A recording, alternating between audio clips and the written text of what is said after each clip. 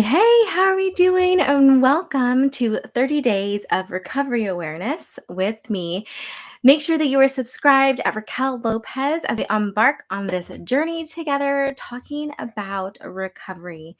And let me tell you, I have personal experience in recovery. I have 16 years clean and sober.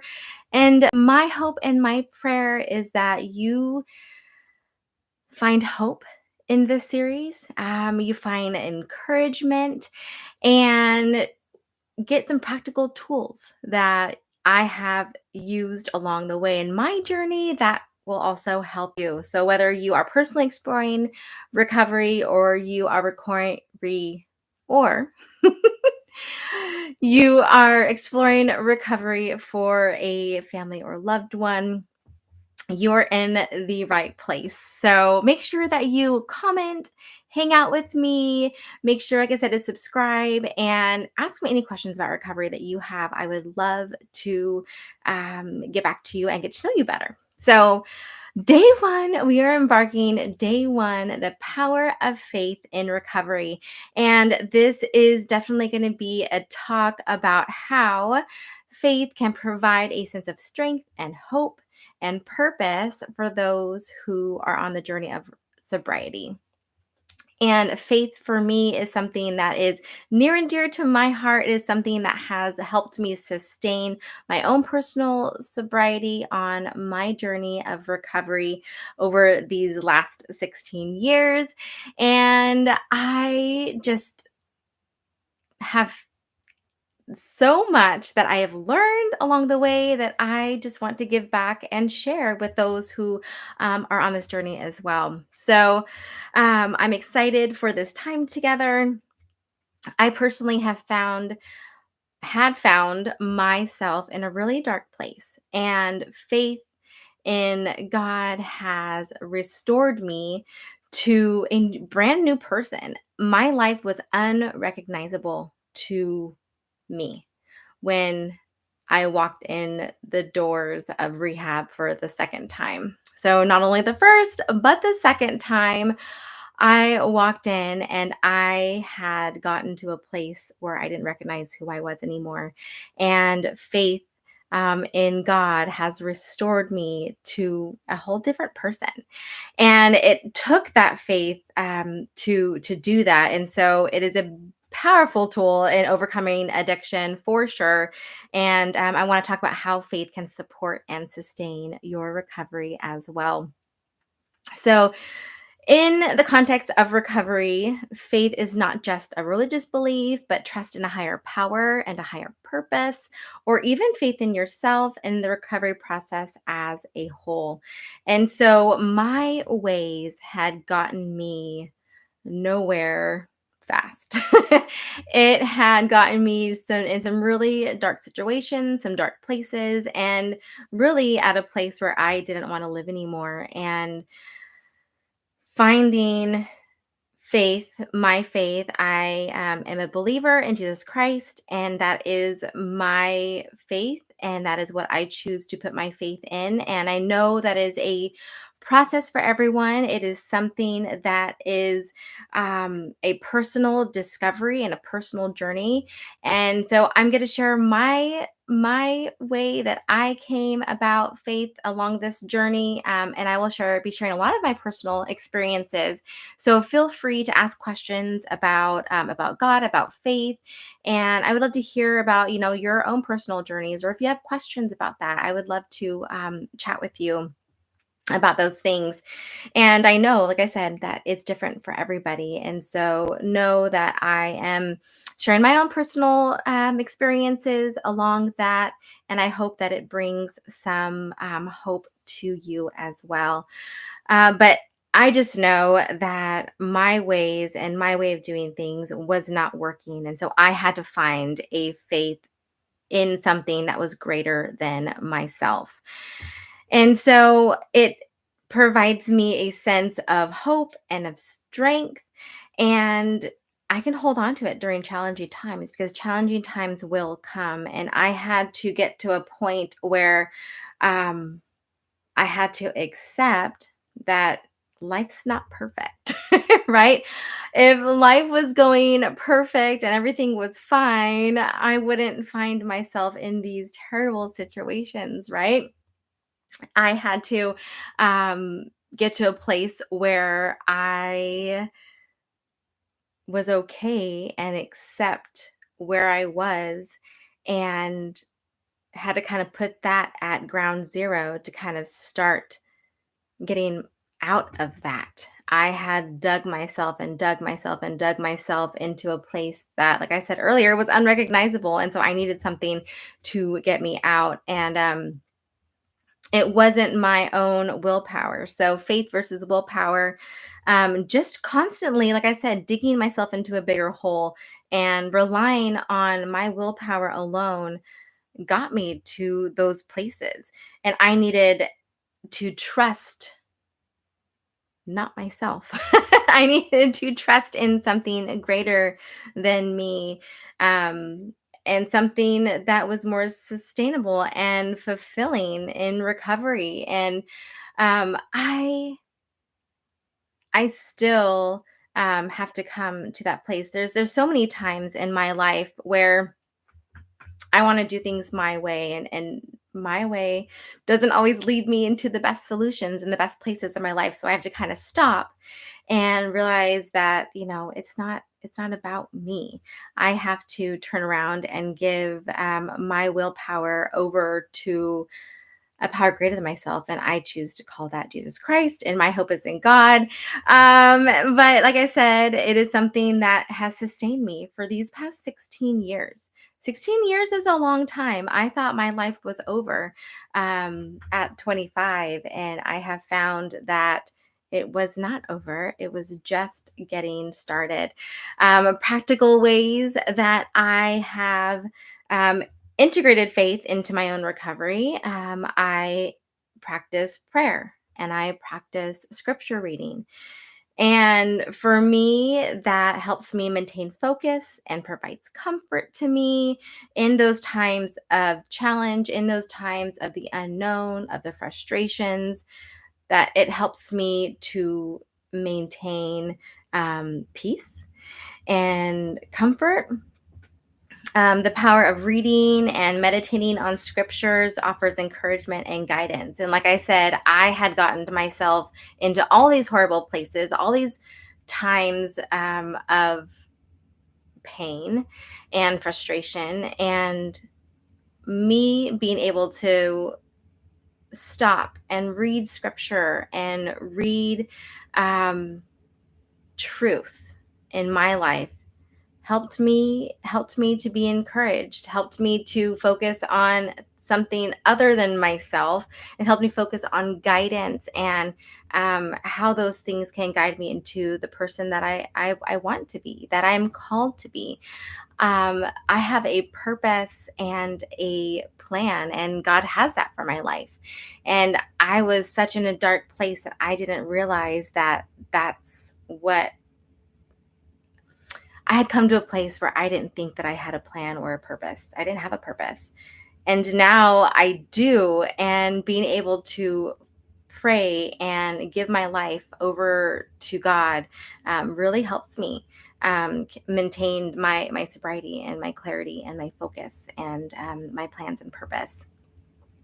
Um, I definitely had to integrate faith based support.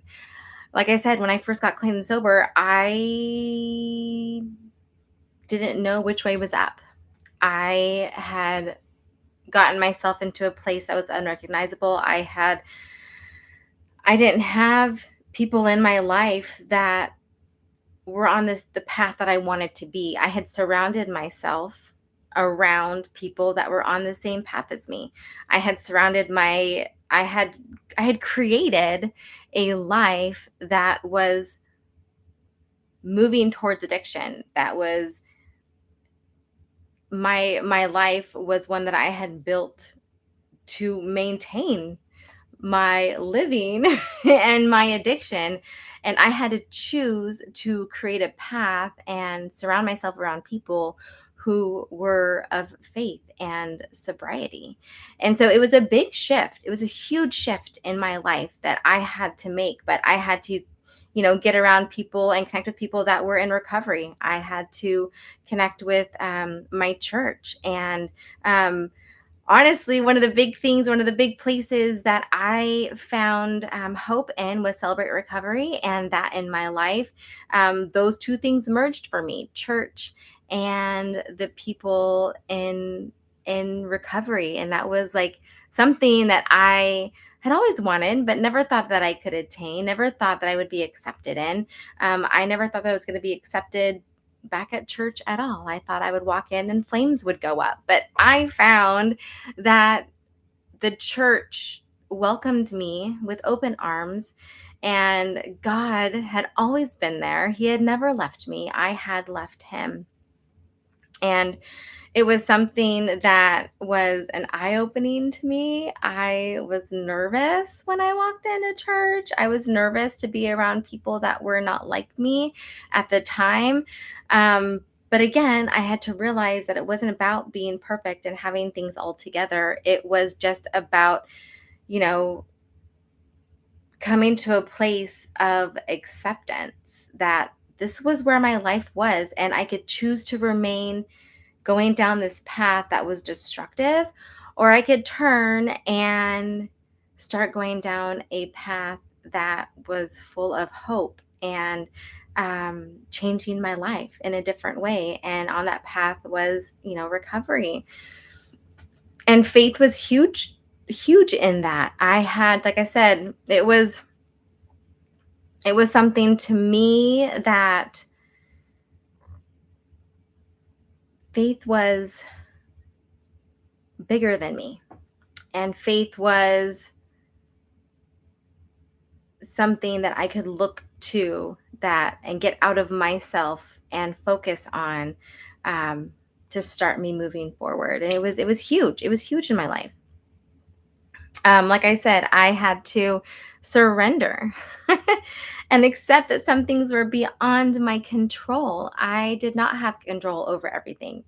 What I had control over was this little bit. And then there were things out of my control that were like this massive bit. I didn't have control over much. I didn't even have control over my addiction. I thought I did. I thought I had control over my addiction, but I didn't. It had control over me. And so I had to start putting, you know, things into play and realizing a lot of things were out of my control. And I had to step into a place where I was willing to give that control over to something that was greater than me, because I couldn't do it anymore. I just couldn't do it anymore. And so I had to, give that over to my higher power, which was Jesus Christ. I had to give that to God. I had to daily, sometimes hourly, sometimes minute, second at a time, give that over to God. Because my way, like I said, hadn't gotten me anywhere good.